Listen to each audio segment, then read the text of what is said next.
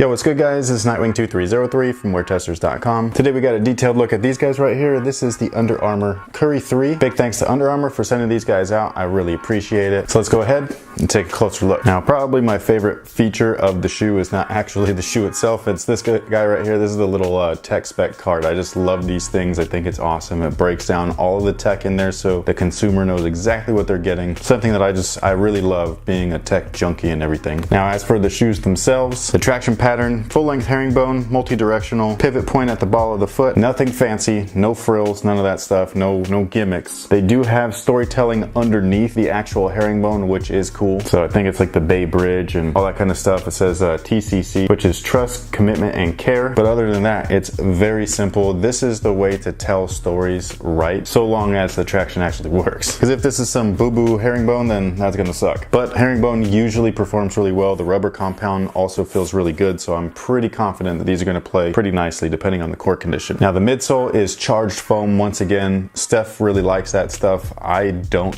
too much, especially compared to the Micro G. But this is Steph's shoe, it's not my shoe, so you know, when we do reviews, when we wear tests and things like that and give the performance review, it's based off of what, you know, we actually are feeling, not what the athlete actually needs or wants. Because what they need isn't always, you know, translated really well over to what you or I need. And then you can see that the heel is very exaggerated, and that's where they place the I Can Do All Things along with the SC30 logo. The upper is probably my favorite part. You got a mixture of materials up here, and I like all of them that are used. So the main one is the textile, which is basically what they're calling thread-borne, and it's high tension threads woven together, makes up the upper. High tension threads are something similar that you see in those like little bracelets that you wear, like the paracord bracelets. So it's a very strong tensile strength, which is great. So it's not going to rip supposedly on you. And then just for added, you know, durability, they have fuse layers around the high wear areas along with the stress zones, which are right around the eye stay. Now my favorite part is actually the inside. It actually looks the best on this portion as well, at least in my opinion, but they brought back Anafoam. Anafoam I was a big fan of with the Curry 1, and they have it on the Curry 3, which I think is awesome. Anafoam usually just takes a little bit of time to break in because it is a foam upper, so once you kind of heat that up with your foot and then moisten it a little bit with the moisture, it starts to break in and mold to your foot shape. It feels awesome. It gives you a one-to-one fit. Absolutely love it. Speaking of the fit, these guys fit perfectly true to size. I actually really like the way these fit. The Curry 1, you know, once they broke in, they were nice. The Curry 2 started off really snug, but once you broke them in, those also were really nice. Kind of gives you like the best one-to-one fit. And these guys right here are kind of like a mix in between the two. So while it is very snug and everything, it's not too snug, you know what I mean? Like it doesn't feel like it's gonna suffocate you. And that's how I felt when I first tried on the Curry 2 until I broke them in. So I would definitely recommend going true to size. Wide footers, you might want to try them on just to be safe, you know what I mean? Like lengthwise, they fit me perfect. Toes right at the edge, right where I like it. So I'm really hoping that these guys perform really well on court, because so far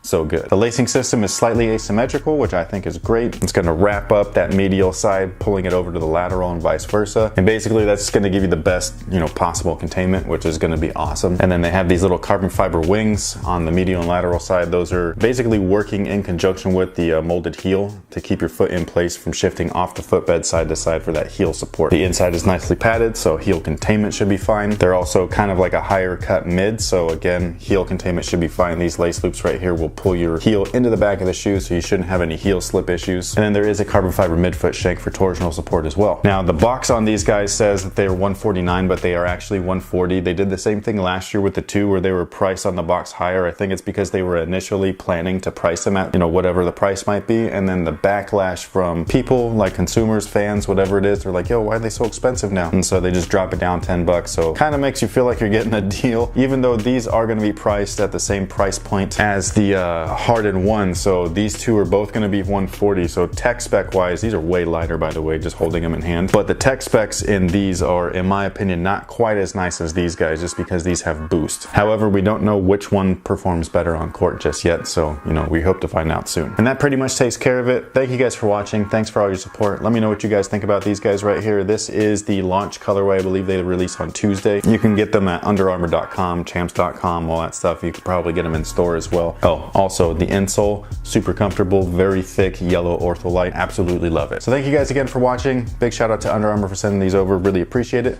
And until next time, guys, have a good one.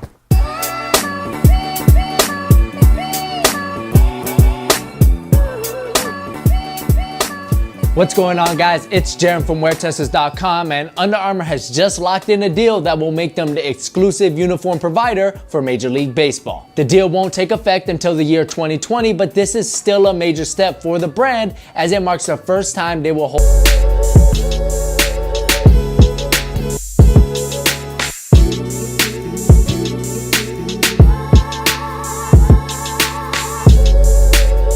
So as I was saying earlier, this is the first time that this shoe has come back in original shape since its original release, and from what I can remember of the 2000-2001